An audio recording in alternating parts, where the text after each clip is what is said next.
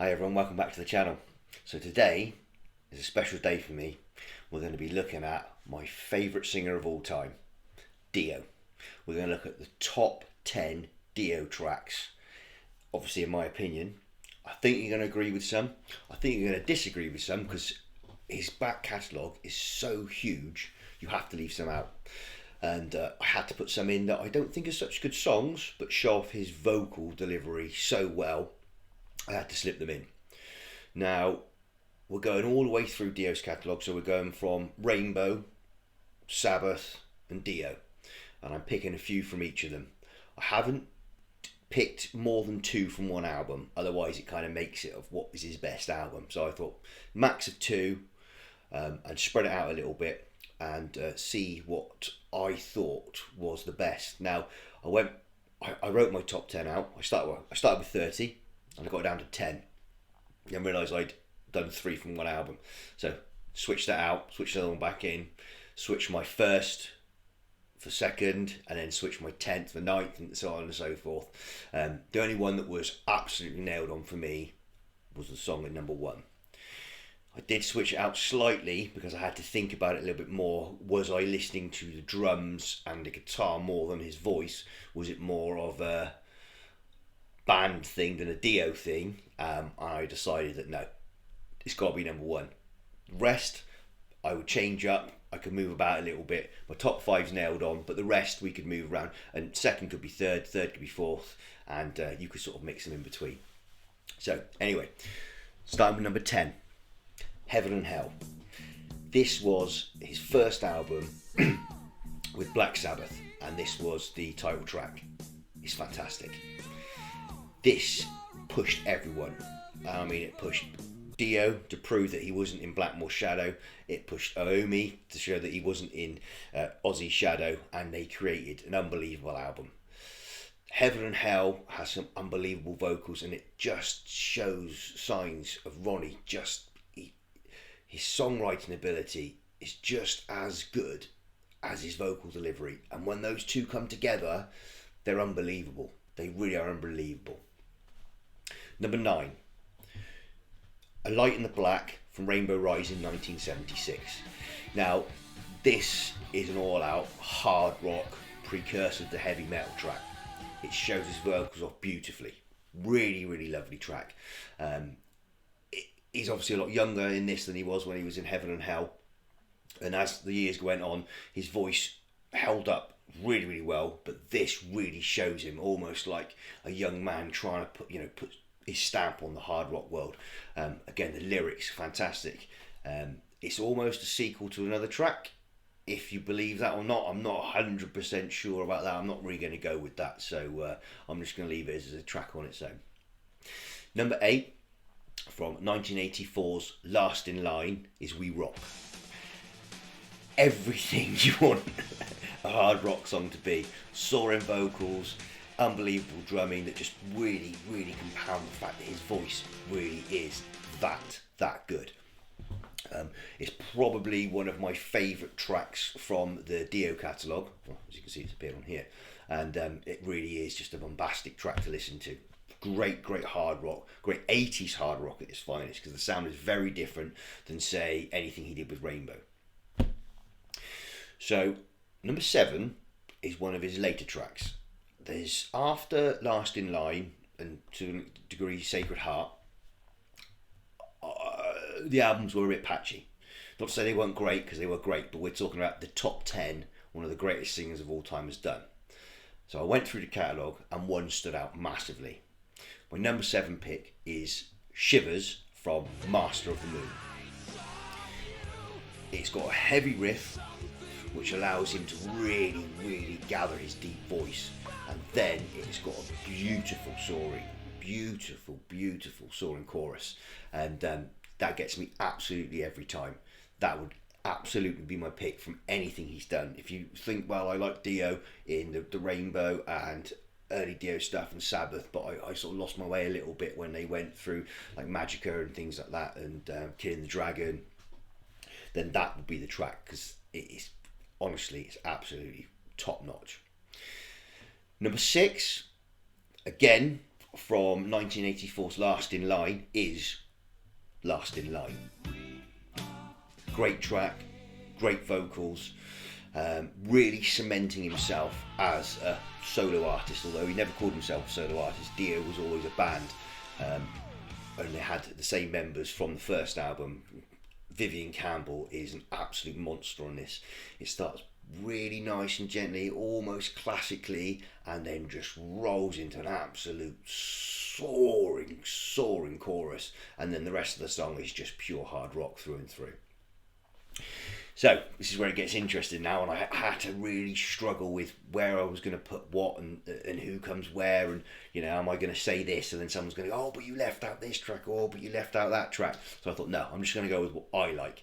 One of the hardest things of doing the top 10 Dio was not thinking about people he played with and their performances making the track great.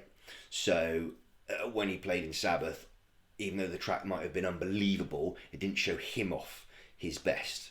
It might have been like, yeah, Tony Iommi was unbelievable on that, or you might have said like Cozy Powell was unbelievable on that track, and that's what made that track really great, which doesn't take away from Dio. It just means that it doesn't make him stand out as much. So I was quite cautious this when I went into it.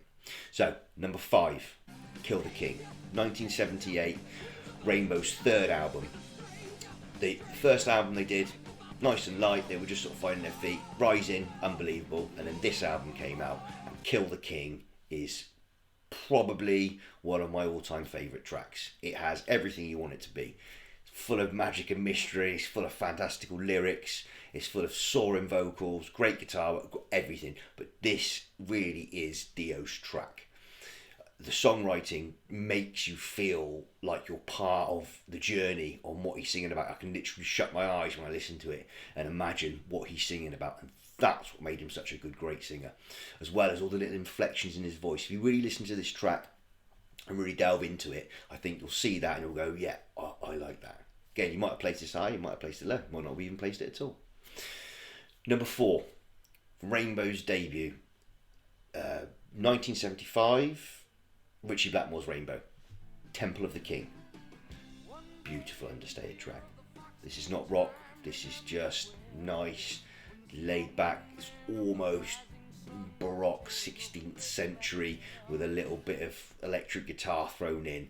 Again, the lyrics is just, they're absolutely beautiful. Many people have covered this track and no one's really hit it spot on. I know I said that actually Pell's cover was really good, but this really is. If you want to just listen to a vocal in its pure state and how good he was when he wasn't belting out everything, this is the perfect track. There can't really be anything else. Number 3, from 1980's Heaven and Hell, is Die Young. I don't really know what to say about this song apart from it's absolutely awesome. When he formed with Sabbath, he had to step away from Ozzy Osbourne's shadow. You go into that role, Ozzy, massive superstar, huge vocal style, had to move away. Same as Coverdale did with Purple, had to move away, cement his own mark. This was by far, for me, the best Sabbath song he did, and also the best Sabbath song ever. Don't blast me for that. So number 2 is Holy Diver from 1983's debut, Holy Diver. He stepped out from Sabbath, booted out, left, whatever you want to call it, however they say it. Dio has one version of it, Sabbath have another version of it. I think if you're part of the machine that was with Black Sabbath and you get offered reunions, there's going to be huge amounts of money, especially in the early to mid 80s. It's going to be huge.